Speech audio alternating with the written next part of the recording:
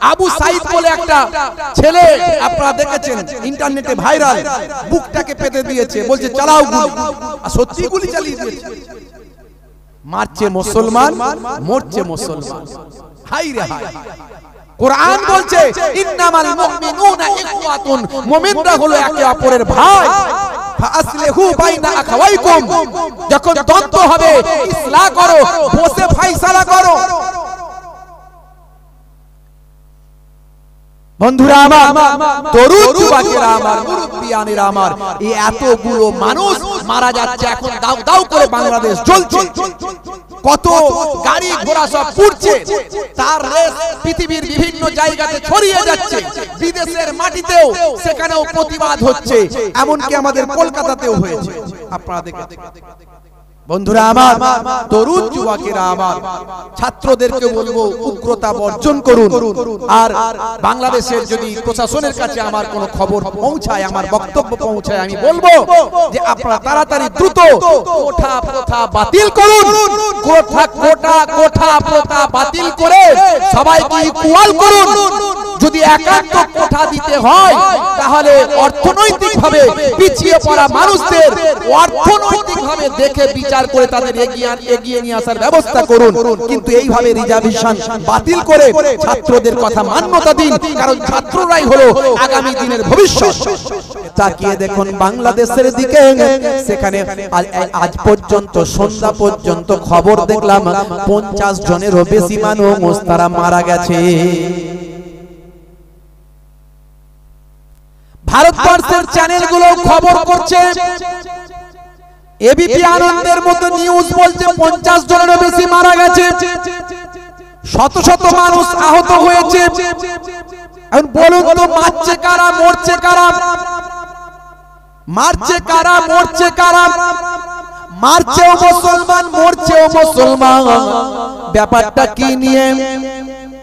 হে তরুণ যুবকেরা, একটা আইন নিয়ে, একটা সংরক্ষণ নিয়ে, একটা রিজার্ভেশন নিয়ে, হে তরুণ যুবকেরা, ছাত্ররা বলছেন কোন রকম কোঠা চলবে না, রিজার্ভেশন চলবে না, কোন রকম রিজার্ভেশন করা যাবে না, কোন রকম সংরক্ষণ করা যাবে না, সবাই সমান। ছাত্ররা বলছে সবাই সমান, কোন রকম স্পেশাল কারোর জন্য রিজার্ভেশন রাখা যাবে না। ইসলাম কি বলছে? ইসলাম বলছে পিছিয়ে পড়া মানুষকে এগিয়ে নিয়ে আসতে হবে। তুমি যদি একটু রিজার্ভেশন কারোর জন্য করো, সেটা পিছিয়ে পড়া মানুষের জন্য রিজার্ভেশন করো, পিছিয়ে পড়া মানুষকে এগিয়ে নিয়ে আসো, সমতা বিধান করো। ইসলাম ইকুয়ালি বিশ্বাস, সমতা বিধানে বিশ্বাস। বাংলাদেশে যেটা হচ্ছে সেটা হলো কিছু কম বেশি প্রায় 56% শুধু কোঠা রাখা আছে, এদের জন্য কোঠা, ওদের জন্য কোঠা। ভাইরা আমার, ছাত্ররা বলছে এটা কেন হবে? এই কোঠা আন্দোলন করতে গিয়ে সারা বাংলাদেশে আজকে ভাই আমার কিছু কম বেশি 40, 50, 60টা জেলাতে আজকে লড়াই চলছে, প্রতিরোধ চলছে, আন্দোলন চলছে, গুলি গলা চলছে। ভাই কাদের গুলি হচ্ছে, কারা মরছে? যারা গুলি করছে পুলিশ মহাশয় যারা আছেন, পুলিশ বাবুরা যারা আছেন, তাদেরই ঘরে সন্তানরা তো কেউ না কেউ ছাত্র। ছাত্ররা তো ভুল করতেই পারে, ছাত্রদেরকে ডেকে নিয়ে এসে বোঝাতে হবে। এত দূর এগোনোর তো দরকার ছিল না। কথা ঠিক না ভুল? ভাইরা আমার, মাননীয় প্রধানমন্ত্রীকে আমি সম্মান করি, তিনি একজন মেরিট মানুষ, মেধা তার অনেক, কিন্তু বিষয়টাকে এত দূর বাড়তে দেওয়া তার তো উচিত হয়নি। তিনি আরো আগে কন্ট্রোল করতে পারতেন। এই কোঠা নিয়ে যখন এত বড় আন্দোলন হচ্ছে, গুলি কাকে মারছেন, কতজন মারা গেল? আবু সাইদ বলে একটা ছেলে আপনারা দেখেছেন ইন্টারনেটে ভাইরাল, বুকটাকে পেতে দিয়েছে, বলছে চালাও গুলি, আর সত্যি গুলি চালিয়ে দিয়েছে। মারছে মুসলমান, মরছে মুসলমান। হাই রে হাই, কোরআন বলছে ইন্নামাল মুমিনুনা ইখওয়াতুন, মুমিনরা হলো একে অপরের ভাই। ফাসলিহু বাইনা আখাওয়াইকুম, যখন দ্বন্দ্ব হবে ইসলাহ করো, বসে ফয়সালা করো। বন্ধুরা আমার, তরুণ যুবকেরা আমার, মুরব্বিয়ানেরা আমার, এই এতগুলো মানুষ মারা যাচ্ছে, এখন দাউ দাউ করে বাংলাদেশ জ্বলছে, কত গাড়ি ঘোড়া সব পুড়ছে, তার রেস পৃথিবীর বিভিন্ন জায়গাতে ছড়িয়ে যাচ্ছে, বিদেশের মাটিতেও সেখানেও প্রতিবাদ হচ্ছে, এমনকি আমাদের কলকাতাতেও হয়েছে, আপনারা দেখেছেন। বন্ধুরা আমার, তরুণ যুবকেরা আমার, ছাত্রদেরকে বলবো উগ্রতা বর্জন করুন। আর বাংলাদেশের যদি প্রশাসনের কাছে আমার কোনো খবর পৌঁছায়, আমার বক্তব্য পৌঁছায়, আমি বলবো যে আপনারা তাড়াতাড়ি দ্রুত কোঠা প্রথা বাতিল করুন, কোঠা প্রথা বাতিল করে সবাইকে ইকুয়াল করুন। যদি একান্ত কোঠা দিতে হয় তাহলে অর্থনৈতিকভাবে পিছিয়ে পড়া মানুষদের অর্থনৈতিকভাবে দেখে বিচার করে তাদের এগিয়ে নিয়ে আসার ব্যবস্থা করুন, কিন্তু এইভাবে রিজার্ভেশন বাতিল করে ছাত্রদের কথা মান্যতা দিন, কারণ ছাত্ররাই হলো আগামী দিনের ভবিষ্যৎ। আজকে মারছে মুসলমান, মরছে মুসলমান। ইমাম হুসাইন রাদিয়াল্লাহু তাআলা আনহু কারবালা হুজুরদের, শুহাদা হুজুরদের শহীদ করেছিল কারা? বুকে হাত দিয়ে বলুন তো দেখি, কারা শুহাদা হুজুরদের শহীদ করেছিল?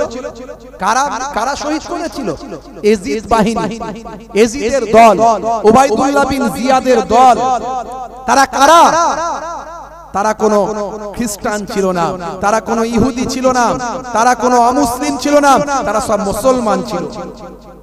তাদের তাবুতেও আযান হয়েছে, তাদের তাবুতে নামাজ হয়েছে।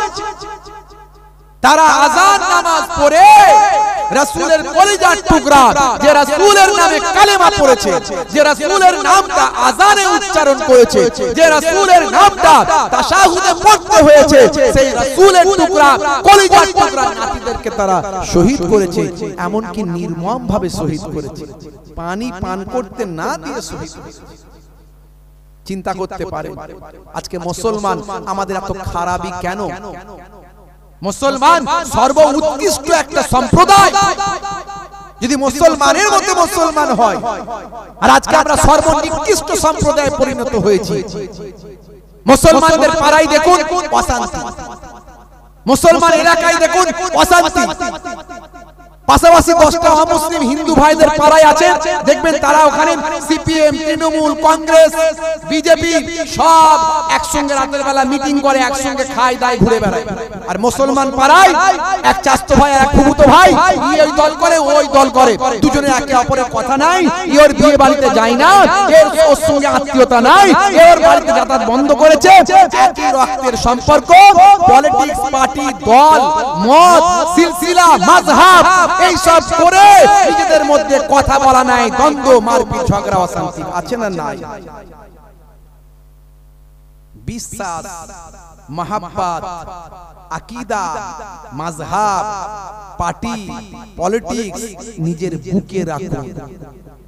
বাইরের বাহ্যিকটা ইসলাম বলেছে মুসলমান মুসলমানের ভাই, এটাকে মান্যতা দিন, জীবনটা ধন্য হয়ে যাবে, দ্বন্দ্ব হবে না, এলাকায় অশান্তি হবে। এক শ্রেণীর মানুষ তো চাইবে সবসময় তোমরা অশান্তি করো, কিন্তু আল্লাহ আমাদের দিমাগ দিয়েছে না দেয়নি, বুদ্ধি দিয়েছে না দেয়নি? হে তরুণ যুবকেরা, হে আমার মুরব্বিয়ানেরা, শুনে রেখে দিন বাবা, জেনে রেখে দেন হে মুসলমান, একটুখানি লক্ষ্য করুন বাবা, একটুখানি খেয়াল করুন। আমি আপনাদের মাঝখানে কারবালা ময়দানের গুরুত্ব, তাৎপর্য নিয়ে একটু আলোচনা করি, খুব সংক্ষেপে বলি।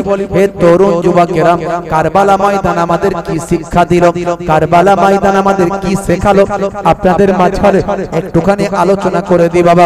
বন্ধুরা আমার, তরুণ যুবকেরা আমার, এই কারবালা ময়দানের প্রেক্ষাপটটা তৈরি হয়ে গিয়েছিল অনেক অনেক আগে, যখন হযরত ইমাম হাসান, হযরত ইমাম হুসাইন বাচ্চা বয়স, সেই সময়তেই আল্লাহর নবীকে কারবালা ময়দানের সংবাদ দিয়ে দেওয়া হয়েছিল।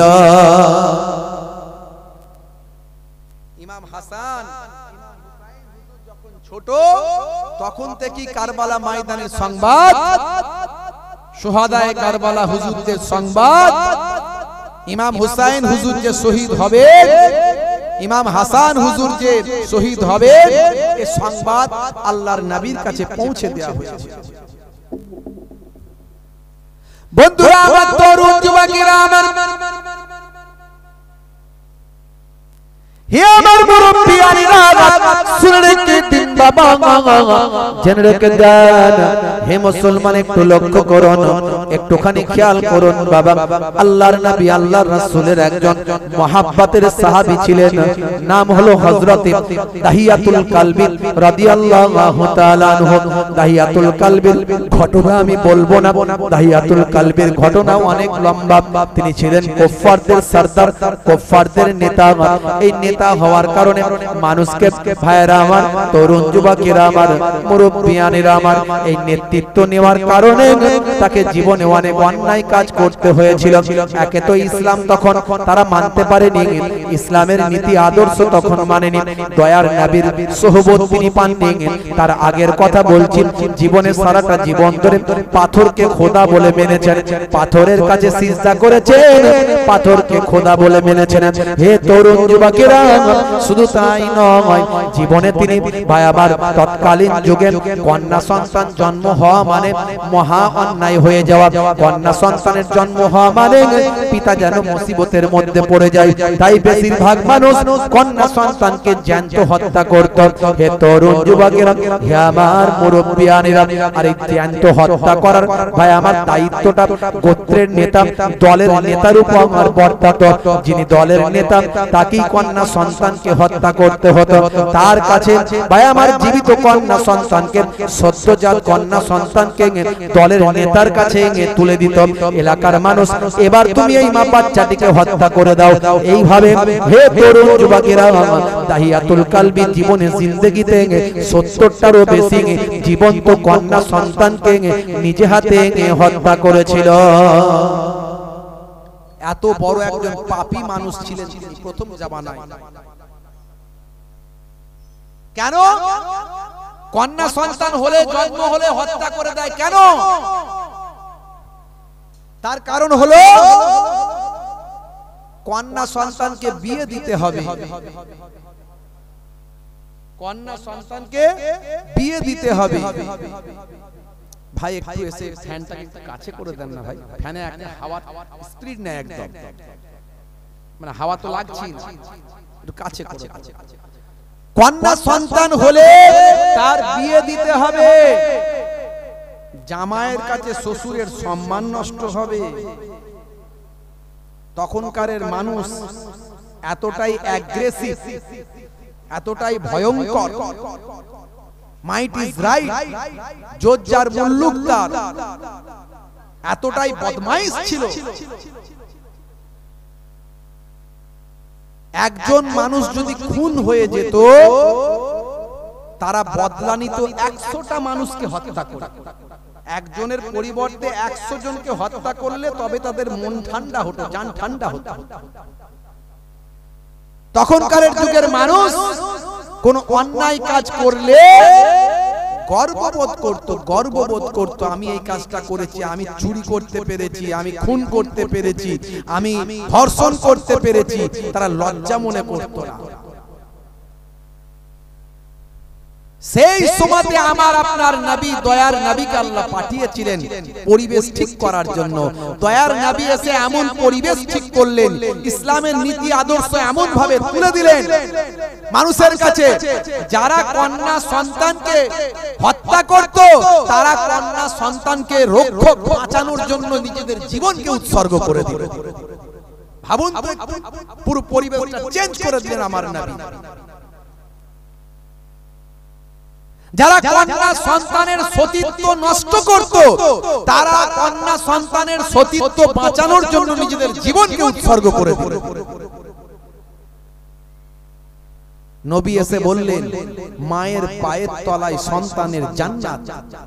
ইযহাব ফাআকরিমহা ফাইন্নাল জান্নাতা তাহতা রিজলাইহা। যাও, তোমার মায়ের সম্মান করো, কারণ তোমার মায়ের পায়ের তলায় তোমার জান্নাত। জোরে হবে না? জোরে হবে না ভাঙরের মানুষ? একটু কথাগুলো বোঝার চেষ্টা করুন।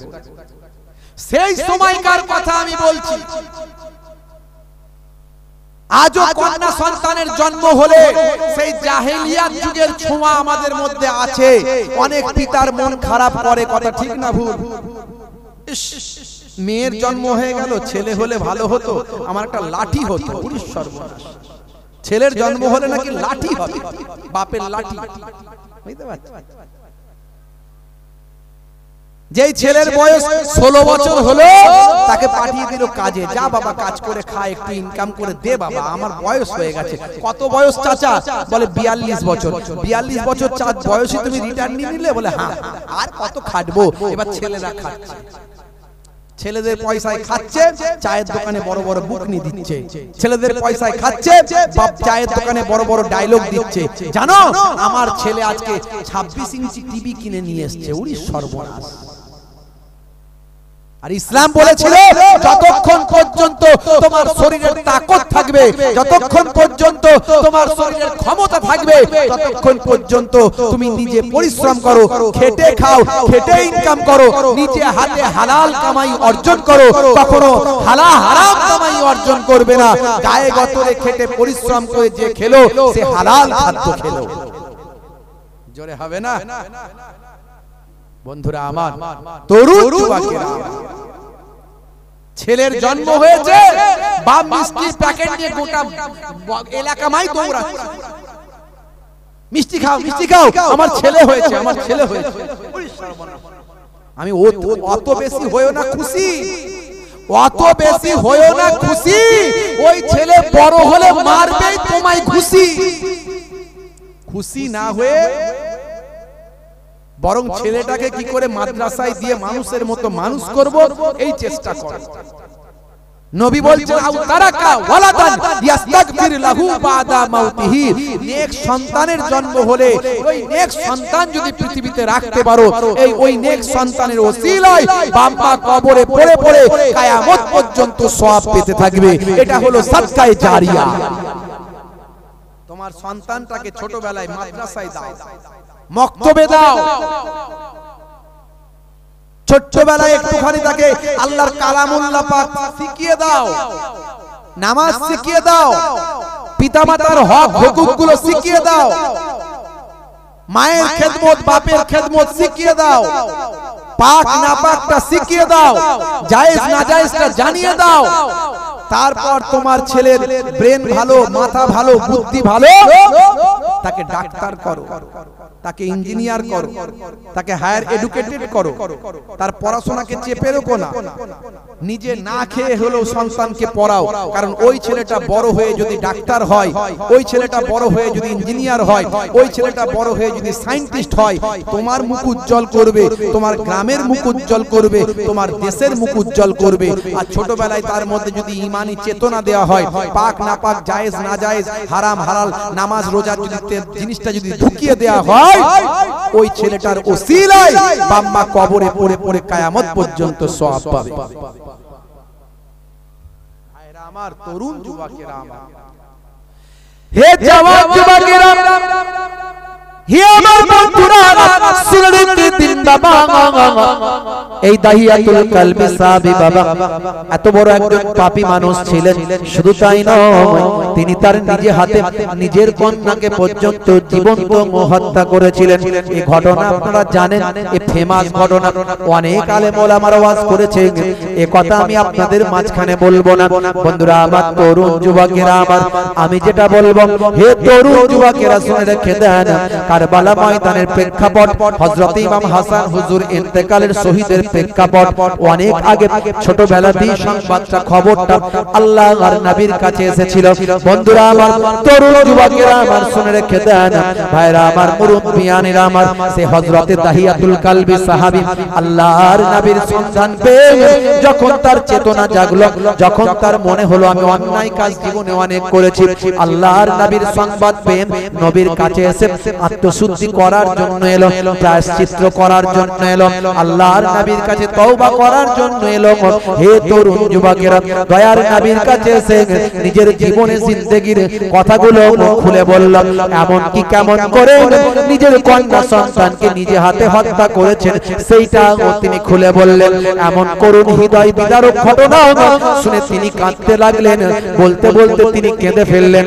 আর দয়ার নবী তাহিয়াতুল কালবির মুখে ওই ঘটনাখানা শুনে নবী আমার কাঁদতে লাগলেন। আল্লাহ নবীও কেঁদেছিলেন তাহিয়াতুল কালবির ঘটনাখানা শুনে।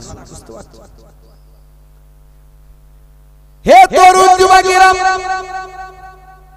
আল্লাহর নবীর কাছে হযরত তাহিয়াতুল কালবি সাহাবী বলতে লাগলেন, ইয়া রাসূলুল্লাহ, হাবিবাল্লাহ, এত বড় বড় অন্যায় করেছি, জীবনে এতগুলো বছর পাথরের কাছে সিজদা করেছি, খোদা বলে মেনেছি, আর জীবনে এতগুলো জীবন্ত কন্যা সন্তান, সদ্যজাত সন্তানকে নিজে হাতে হত্যা করেছি।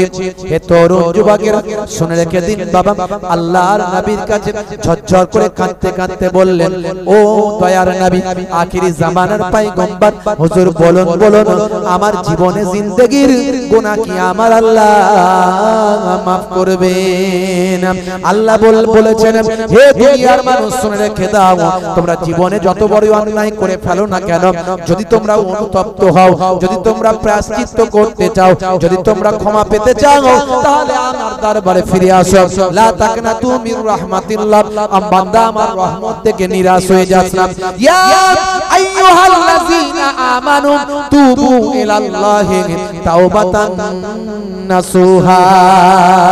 হে দুনিয়ার মানুষ, শুনে রেখে দাও, যত বড়ই পাপ করে ফেলো না কেন, যত বড় অন্যায় কাজ করে ফেলো না কেন, যখন বান্দা আমার কাছে তাওবাতান নাসুহা করে, অন্তর থেকে যখন মাফ চায়, অন্তর থেকে যখন গুনাহ থেকে মাফি পেতে চায়, অন্তর থেকে যখন তওবা করে, আমি আল্লাহ তাআলা তার জীবনের জিন্দেগির গুনাহগুলোকে মাফ করে দিই।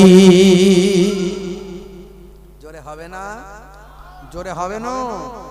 আজকের এই পবিত্র দিনে আমরা যদি তওবা করি অন্তর থেকে, আল্লাহ নিশ্চয়ই আমাদের জীবনের গুনাহ মাফ করে দেবেন। ভাইরা আমার, তরুণ যুবকেরা আমার, দাইয়াতুল কালবি চুপ করে বসে আছেন, চুপ করে দাঁড়িয়ে আছেন। হুজুর, আমার গুনাহ কি মাফ হবে?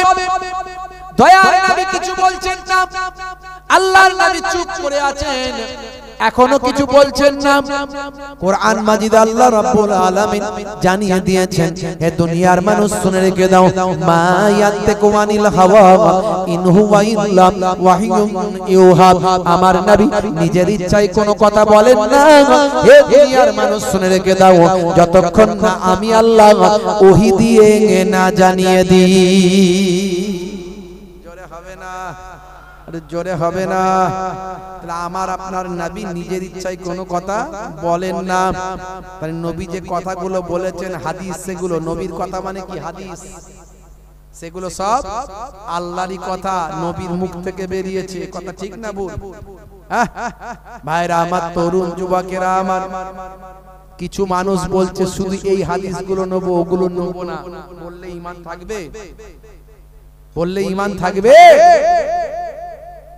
নবীর সব কথা নিতে হবে, কোনো কথা বাদ দিলে হবে না। সব কথা মানতে হবে, জানতে হবে, শুনতে হবে।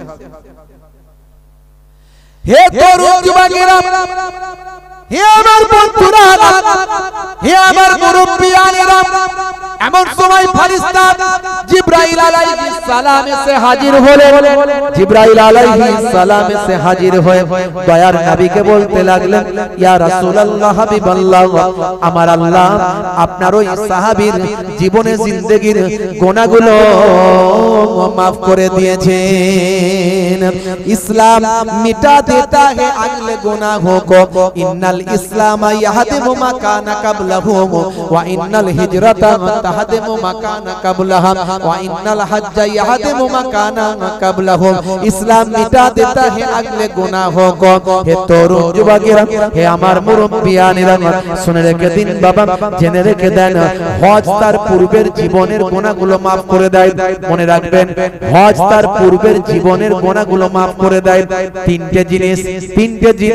তিনটে জিনিস ভালো করে খেয়াল রাখবেন যদি কেউ ইসলাম কবুল করে যদি কেউ ইসলাম মেনে চলে যদি কেউ ইসলাম গ্রহণ করে আমার আল্লাহ তার পূর্বের জীবনের গুনাহগুলো maaf করে দেন এক নাম্বার আর যে বান্দা আন্তরিকতার সঙ্গে হজটা করবে একবার হজ করবে আন্তরিকতার সঙ্গে আল্লাহ আমার উপর হজ ফরজ করেছেন জীবনে অনেক জেনে অজেনে ইচ্ছায় অনিচ্ছায় গুনাহ করে ফেলেছি আজ আমি হজ করব আমার আল্লাহ জীবনের গুনাহ maaf করে দেবেন এই যদি যে বান্দা হজ করবে জীবনে একবার হে তরুণ যুবকেরা দয়ার নবী বলেন আমার আল্লাহ তাআলা হজ করার পূর্বে জীবনের গুনাহ maaf করে দেন আর যদি কোনো বান্দা বান্দি ইসলামের জন্য কোরআনের জন্য রাসূলের জন্য আল্লাহর জন্য হে তরুণ যুবকেরা দ্বীনের জন্য যদি তাকে হিজরত করতে হয় দ্বীনের জন্য ইসলামের জন্য কোরআনের জন্য এক জায়গা থেকে অন্য জায়গায় চলে যেতে বাধ্য হতে হয় একে বলা হয় ইসলামের পরিভাষায় হিজরত যদি কেউ হিজরত করে ইসলামের জন্য কোরআনের জন্য নবীর জন্য যদি কোনো বান্দাকে হিজরত করে এক জায়গা থেকে অন্য জায়গায় যেতে হয় হিজরতের পূর্বে যত গুনাহ ছিল আমার আল্লাহ তাআলা সমস্ত গুনাহগুলো maaf করে দেয়